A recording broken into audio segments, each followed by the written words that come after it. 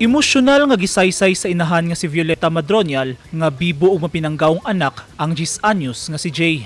Si Jay namatay tungod sa severe dehydration nga miresulta sa kidney failure tungod sa diarrhea nitong Martes, Hulyo 19, 2022 sulod sa Southern Philippines Medical Center kun SPMC. Kato gyud bata malambing dito. Nya kuan dili to dali istoryahon.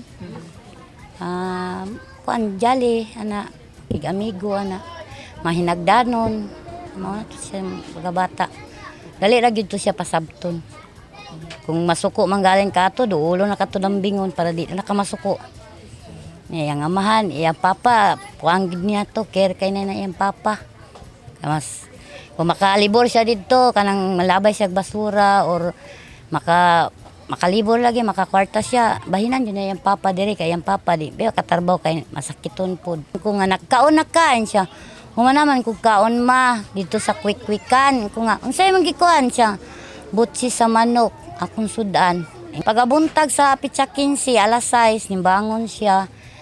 Abin siya ang papa og nangihi. Ang lubot naman din niya nagsirit, murag ihi. Kusog kayang tubig. Ipainom na ko sa iya, nisuka man niya. Di karon ning gawas ko balik. Nya, nadagay, nalangay-langay ko. Moto pagbalik na ko dire, nilagom naman siya. Nagsigilan niya pog sirit yang lubot. Di naka-decide ang bana sa kong anak, kung magad, nadalon sa ospital.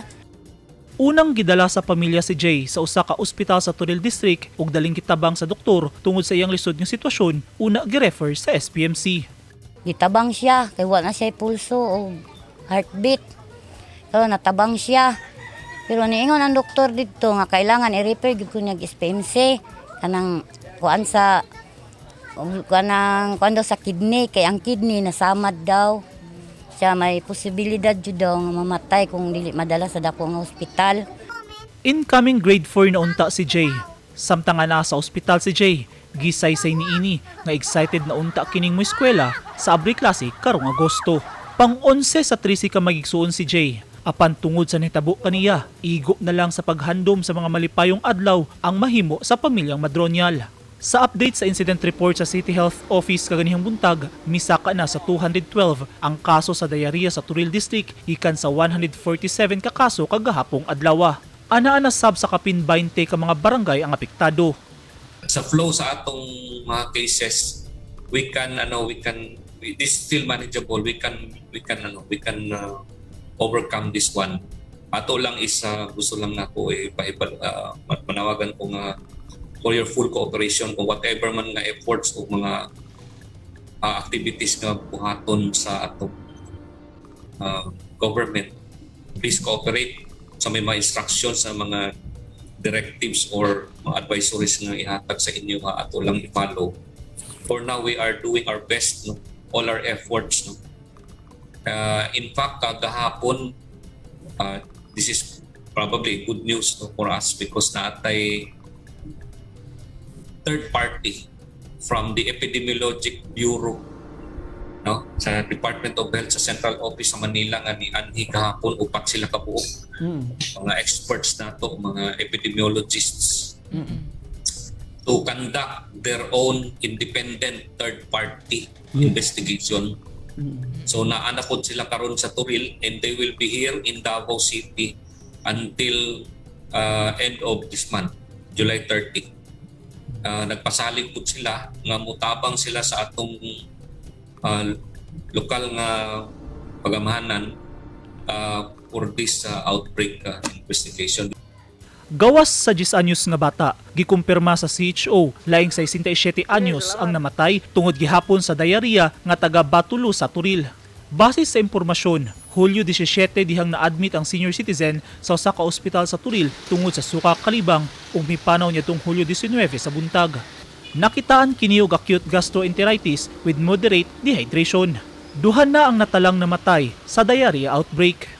Sa karon natay patungduha nga severe dehydration sa SPMC.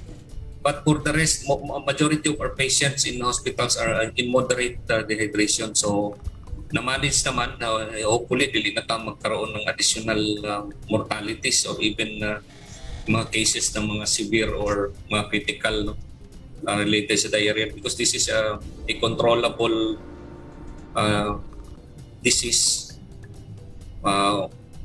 Kinahanglan na siguro i-manage ug maayo ang fluid and electrolyte requirements sa katong mga losses sa mga pasyente.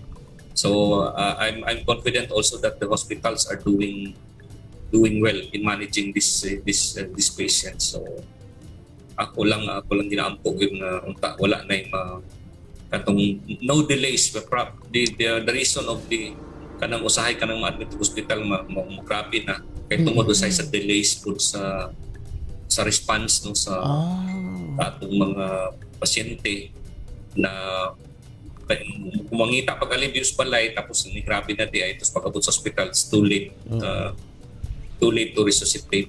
Human temporaryong gisuspende sa lokal nga gobyerno sa Davao City ang operasyon sa mga street food vendors o mga stall owners sa Turil District sugod niadtong Martes, Hulyo 19 tungod sa diarrhea outbreak. Nagpadayon gihapon ang investigasyon sa CHO aron masuta ang posibleng tinubdan sa kagaw nga miresulta sa suka kalibang sa kapin 200 ka mga residente. Alas 9:30 kaganihang buntag, gipailawom na sa proper food handling seminar ang mga street food vendors sa Turil District nga natigayon dinhi sa Barangay Turil Proper Gym. Gawas sa mga street food vendors, apil sa gibansay ang mga tindera o mga nanag-iya o mga karinderya. Tumong sa pagbansay kanila nga masigurong limpyo, luwas kanon og imnon sa ilang mga customer ang ilang mga gipangbaligya. Ang proper food handling seminar usa sa mga laka nga gihimo sa CHO ug barangay aron maedukar ang mga manindahay ug mga pagkaog ilimnon sa insaktong pag-andam niini tungod sa nahitabong outbreak. Gipangunahan sa mga sanitary inspector ug ni Barangay Turil Proper Kapitan Lilibeth Alag ang pagbansay. Eugene Hinutan, Newsline Philippines, Davao Region. Stay safe.